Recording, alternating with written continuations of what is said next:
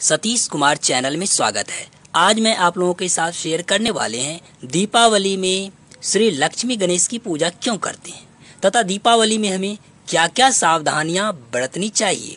अच्छा लगे शेयर करें, सब्सक्राइब जरूर करें और सब्सक्राइब के बगल में बेल आइकन है उसे जरूर दबाएं। तो चलिए चलते हैं। दिवाली कथा तो इसीलिए करते हैं लक्ष्मी पूजन। भारत के गौरवशाली इतिहास का एक अहम हिस्सा इसके त्योहारों का रहा है।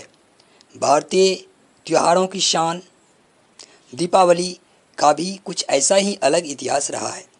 यूँ तो भारत में दीपावली के बारे में किसी को बताने की ज़रूरत नहीं, लेकिन फिर भी आज की युवा पीढ़ियों को इसके इतिहास के बारे में जानना अवश्य चाहिए कि आखिर हम क्यों दीपावली मनाते हैं।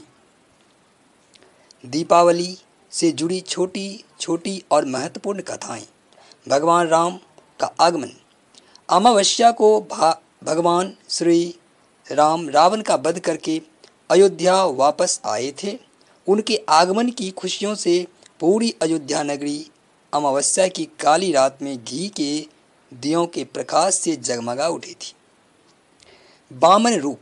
इसी दिन भगवान विष्णु ने वामन रूप में महादानी राजा बलि के दान की परीक्षा ली थी और इस रोज भगवान गणेश, माता लक्ष्मी व माता सरस्वती की पूजा करना पूरे वर्ष के लिए मंगलकारी सिद्ध होता है।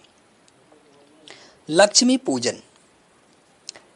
इस दिन लक्ष्मी जी को लाल रंग के कमल के फूल चढ़ाना विशेष रूप से शुभ फलदायी होते हैं। दीपावली के दिन दक्षिणावर्ती शंख का पूजन अत्यंत शुभ माना जाता है। ऐसी मान्यता है कि इस शंख की उत्पत्ति समुद्र मंथन से हुई है। शंख पूजन से लक्ष्मी जी प्रसन्न होते हैं और इस दिन शंख का अनामिका अंगुली से पीला चंदन लगाकर पीले पुष्प अर्पित करके और पीले रंग के नैवेद्य का ही भोग लगाना चाहिए। इससे परिवार में स्वस्थ और समृद्धि बनी रहती है। दीपावली कथा।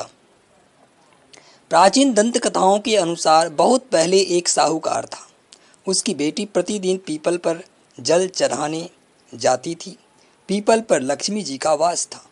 एक दिन लक्ष्मी जी ने साहूकार की बेटी से कहा, तुम मेरी सहेली बन जाओ। उसने लक्ष्मी जी से कहा, मैं कल अपने पिता से पूछकर उत्तर दूंगी। पिता को जब बेटी ने बताया कि पीपल पर एक स्त्री मुझे अपनी सहेली बनाना चाहती है तो पिताश्री ने हाँ कह दी। दूसरे दिन साहूकार की बेटी ने सहेली बनाना स्वीकार कर लिया। एक दिन लक्ष्मी जी साहूकार की बेटी को अपने घर ले गई। लक्ष्मी जी दे उसे ओढ़ने के लिए शाल दुसल्ला दिया तथा सोने की बनी चौकी पर बैठाया। सोने की थाली में उसे अनेक प्रकार के व्यंजन खाने के लिए दिए। जब साहूकार की बेटी खा पीकर अपने घर को लौटने लगी तो लक्ष्मी जी बोली, तुम मुझे अपने घर कब बुला रही हो। पहले सेठ की पुत्री ने आनाकानी की, परंतु फिर तैयार हो गई। घर जाकर वह रूठ कर बैठ गई। सेठ बोला, तुम लक्ष्मी जी को घर आने का निमंत्रण दे आई हो और स्वयं उदास बैठी हो।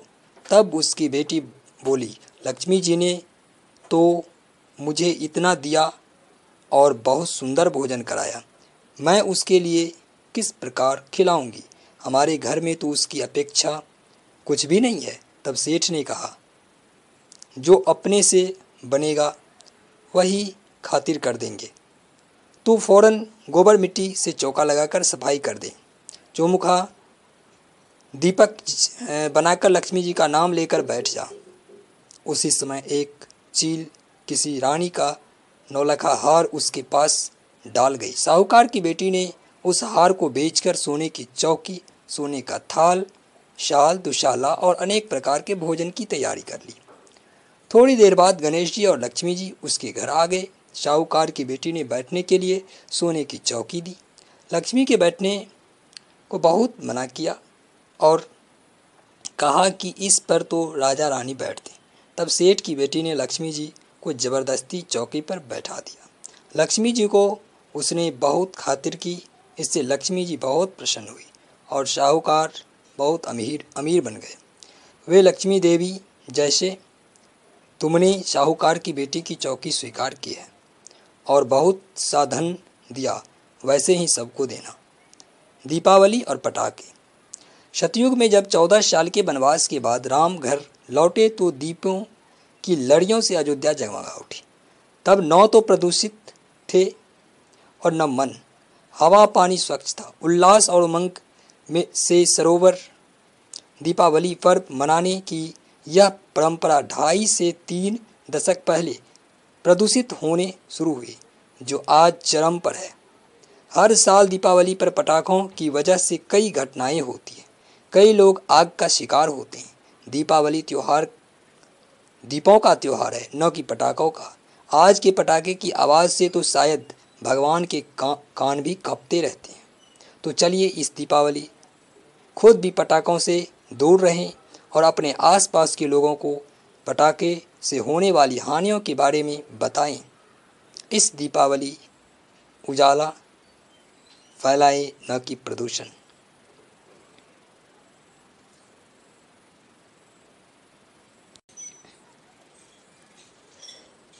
दिवाली कथा तो इसीलिए करते हैं लक्ष्मी पूजन। भारत के गौरवशाली इतिहास का एक अहम हिस्सा इसके त्योहारों का रहा है। भारतीय त्योहारों की शान